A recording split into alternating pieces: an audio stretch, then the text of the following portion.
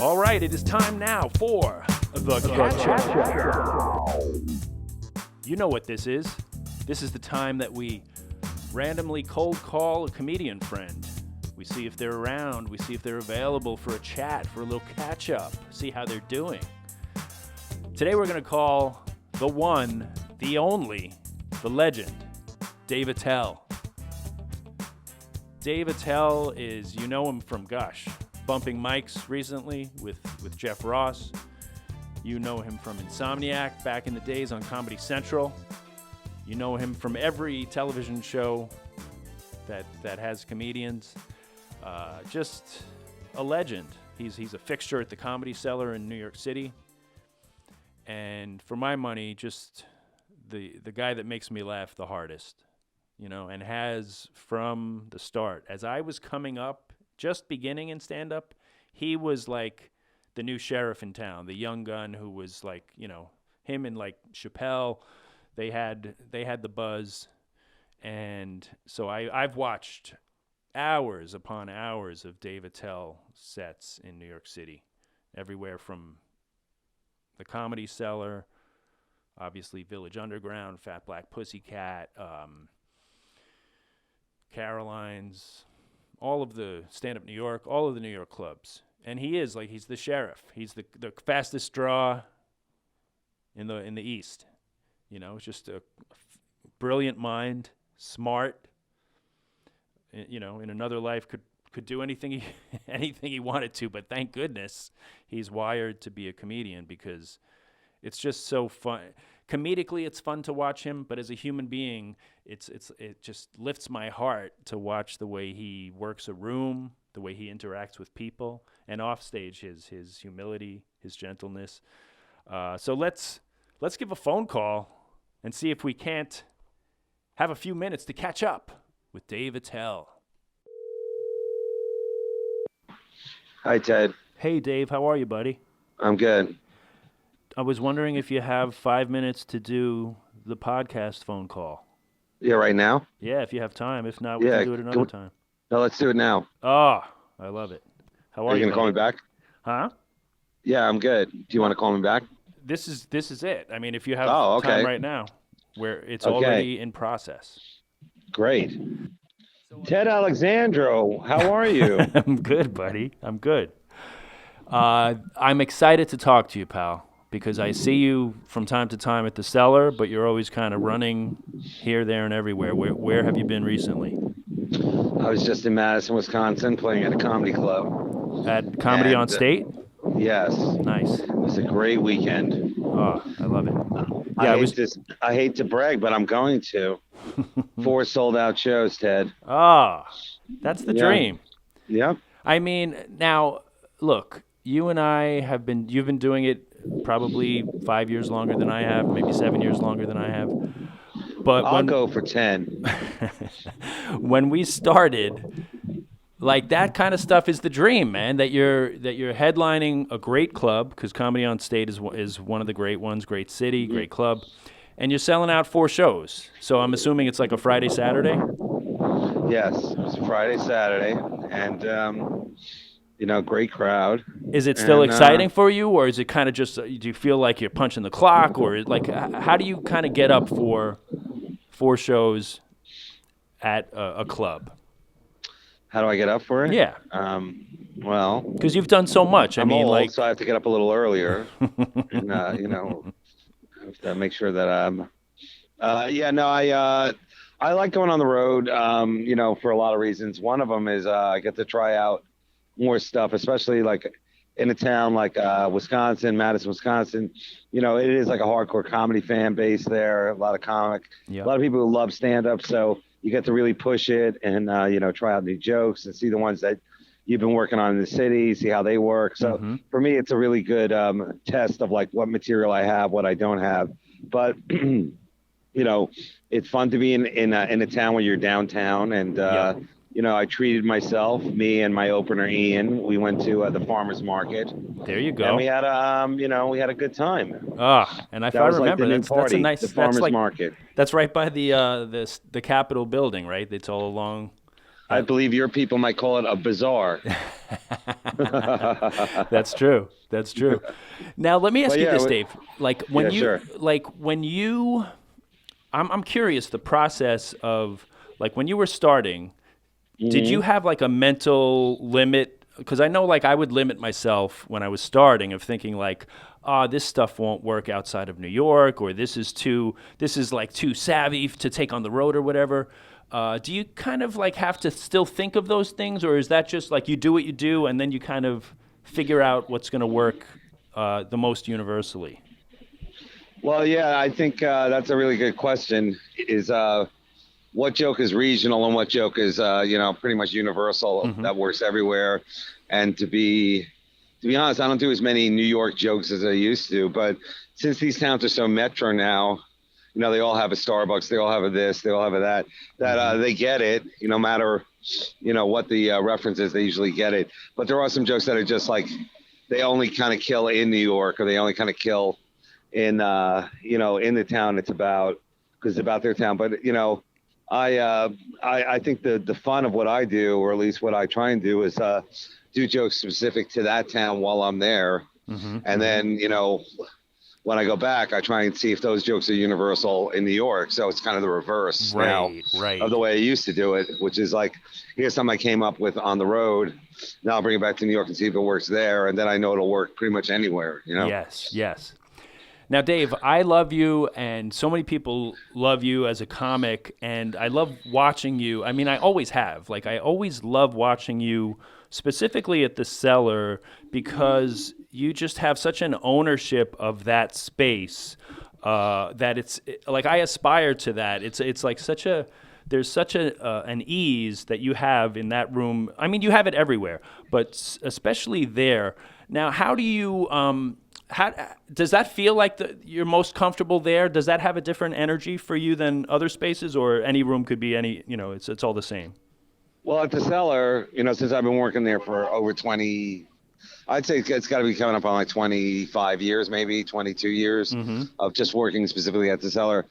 Kind of the worst stuff that could already have happened to me has happened to me already. I was one time fired there. I was like, not allowed to perform there for a year. Oh wow! I did have, Because of something you on know, stage or something off stage, or you prefer not to say? no, mostly it was like offstage stuff. Yeah. And, you know, uh, I also auditioned there and they didn't like me. And, then I had to Wow. win back. That's what I'm talking about here is that, Yeah. most of the bad things that can happen to the new comics have already happened to me. But along the way, I really have bonded with the people who own it. But Yep. that's not really why I feel so comfortable. I think I feel comfortable there because, I always went on last late Yeah. for decades, and I kind of earned that. It just in my head, it kind of like just defaulted down to now. It's like, I always kind of see every show as like the last spot at the end of the night, and it kind of developed me as a comic. So I would say Yeah. that room really did have a big impact on me. But for the newer comics, I do see that they're nervous and everything. And who wouldn't be? I mean, it's like, one of the best comedy clubs in the country. Right. And what I like out of the Cellar, what I get out of it is that I get to go on before headliners, plus all the biggest names in comedy who are going to drop by. That Mm-hmm. it really does kind of you got to give it up to that audience of like, how much more can they take, how much more can they give. Yes. So like, it's a pretty long night, it's like at Sure. least 5 to 7 comics each show, plus a really really strong MC. And when you go around the country, you realize that like not everyone's doing that. Even when you go Yeah. to LA, you'll see a bunch of comics but there's no MC, or you'll see like a theme show or something like that. But Yes. there's very few rooms. Like I'd say only like the Comedy Store, the Improv in LA, the Melrose Improv, and then Yep. the Comedy Cellar really are like the ones that are known for that. Yeah, yeah. And you have this like ease that I almost feel is like a piece of, in the best sense of things, like old showbiz, that you talk to the crowd, you talk to comedians that are passing by, or the comedian who is hosting. Like it's almost like a running conversation, and you have this seamless way of jumping in and out of material, and the material's great, but you can segue in and out. Like, was that a skill that, like, over time, it's so seamless and so artful? I mean, you probably wouldn't describe it that way yourself, but allow me to. The way that you kind of, like, you're talking to the crowd, and And I guess even a way it informed what became Bumping Mics later with Jeff. But just the conversations that you have are so fun, and it feels good to like be in the room when you're doing that. Well, I feel that I'm not particularly relevant to these times, but I am pretty much present in the moment. But I think being present in the moment, meaning like it is a comedy club where people walk through and it is a tight space. And here you are sitting behind a bouquet of flowers and all those different things that, like kind of are trademarks of the Comedy Cellar and other small, dingy rooms. Those are the things that I always thought that like, why not talk about them? Yes. It's happening right now. You don't know if everybody saw this show or went to that event, but you do know this, that they're all sitting in a room, and yes, the mutual experience is kind of like what you're trying to riff off of. But I love that you say that, because when I involve the other comics, it's usually because, I used to always be watched by the comics. They'd always sit in the back. So then I guess I took it to the next level, which is kind of creepy when you think about it. And you know this too, because you're really, I really think you're one of the best joke writers I've ever seen. You're very unique, and you always have an interesting take on things. So when people watch you, after a while, you're like, are they judging me? Are they, critiquing me in their mind? Why are they just sitting there silently? And then you realize there are other comics and they're, appreciating what you're doing. They're looking at how you write a joke and all that kind of stuff. Sure. So for me, it became one of these things of like, if they're going to sit there taking up space, eyeballing me, I might as well talk to them, Right, and then, the one thing I wish I did more was talk to the staff, but they're always busy working. They're the only people working in there, but I would rather actually be talking to them. Yeah. Because a lot of them are funny too, and they know comedy almost better than the comics because they see it all the time. So I can only imagine the great lines I could get out of them, but they're working. So out of like, respect for their craft there, I have to like kind of pull it back. But I like the idea of like, you never know how it's going to go. But when I run with Will or with Jeff or with whoever is like, doing it, using them to help set up my bits, I think is kind of the new thing that I'm doing, which is like them asking me something and then me wanting to get fed by them for the to pull the trigger on the joke. Yes. That's something where I feel like, sometimes it's really great, sometimes it's really corny, right? Sometimes it doesn't work at all. But that to me is like the hardest part now of like just getting like, how do you launch a joke with another person? Sure. Yeah. Well, you have like a silliness that is infectious, but also like so searingly smart too. So like you have this great intersection of so many like fun vibes that just like, that's why everybody's standing back there or sitting back there watching you amongst the comics. I mean, would you say that like the comic that you hoped you would be, or the style that you envisioned has come to be, or was that just an ongoing process? Or like, do you think that you're kind of you've realized the voice that you kind of hoped to? Does that make sense? So that you've kind of become the comic you set out to be. I don't think I ever set out to be any type of comic. The comics that I looked up to, the ones who were the strong joke writers, also were like like Sam Kinison, I think doesn't get enough credit because he was an amazing force and a presence, and he also like had this like, I guess you could say, internal. It was like it was almost like watching an like a car battery where it's like it could like run, and then it would be low, and then it would like somehow recharge and like build again. Like I wish I had that ability the way he does, but without mimicking him or like kind of doing his stuff. So I wish I had that kind of energy to me. I do try and go from soft to low to hard to scream, like in my own world of performance. But he's the one that I look at it where I was like, he could have like, his ability to break, I guess you could say, the fourth wall of just screaming at a guy in the crowd where he's really on the guy's side. Right. But it's like he's like tough loving this guy in the front row or whoever about his girlfriend or about his life, and like it comes from such a really cool place that like I wish I had that. That's the envy of it, Yes. But there's so many great comics now. It just seems that performance is debatable. That like the high end performers of the 80s and 90s, like from everything from Comic View to like just like the A-list where guys would just go up there and really throw everything at it. That's not as much in style as it is now of like almost like a mumblecore kind of like very esoteric, low key, thought process thing. So that to me is the difference in comedy now, where a lot of these low end energy acts now are able to dominate these big spaces. So I guess it's kind of a tip of the hat to the crowd that they'll sit patiently and wait and listen and live in the pauses with the comic. So yeah. And like what's fascinating to me too is like you've had this journey where there was a time where you were writing for SNL and Right. doing other things in the business. Like, can you talk just a little bit about how like you did veer into those other avenues as comics do, but like stand up was always kind of your home base, and you I guess like you had such a love for it, and that was truly where your creative impulse was probably best fed.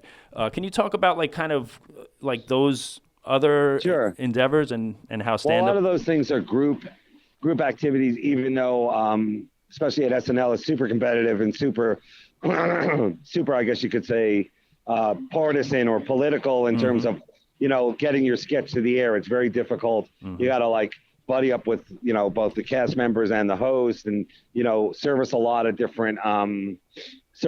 different things to get the sketch to the air. Right. But I did get to see people who are masters of sketch writing, which I, of course, am not. And for me, the stand-up was always the thing of like, when you think about it, Ted, and even though I think you're probably one of the nicest guys in this business who I've had the honor to meet, is that stand-up is an extremely selfish, self-centered thing where it's really your voice, your moment. It's about you. It's like even in a band at some point, you got to throw to the guitar so he gets a solo. So Sure. with stand-up, it's about you 24/7 up there, and that you get really, if you've been doing it long enough, it's really hard to go like, that's not how I do it, or like to open yourself up to other things. So for me, just at the point where I was kind of developing my own, I guess you could say, style, or like my ability to like, really headline, that's when these other things came along of like writing jobs and things like that.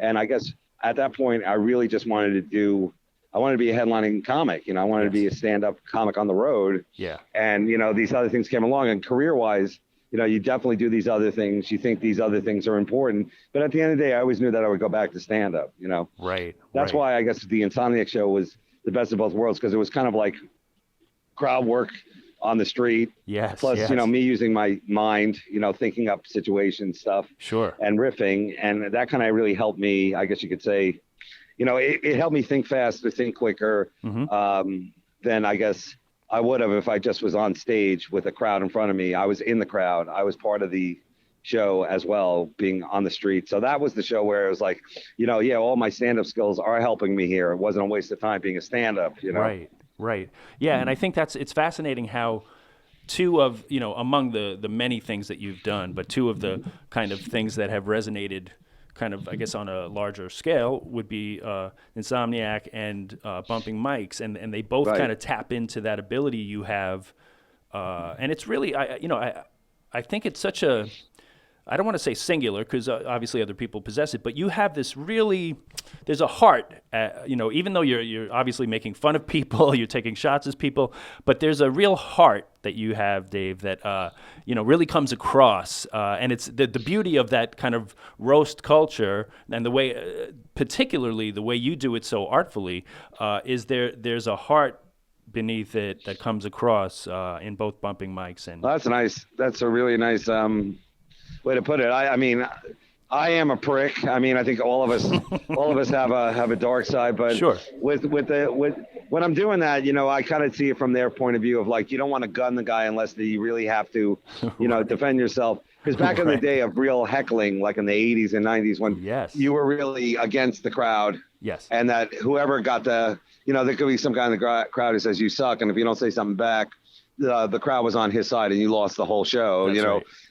That stuff is still pretty present in my mind and my, I guess you could say, the way I approach all these different things. But I do see that like you don't have to gun somebody to get a laugh, and that there is something about like there is levels, I guess you could say, levels of how far you go. Sure. And I also think that a lot of it is making fun of this or that. I don't want to be a hack. That's my thing. It's like I want it to be something different, even though it is crowd work. Right. And there's people who are great at crowd work now. I think crowd work is definitely its own entity, but I always see it as like a really good tool to have that kind of helps the jokes, Yes.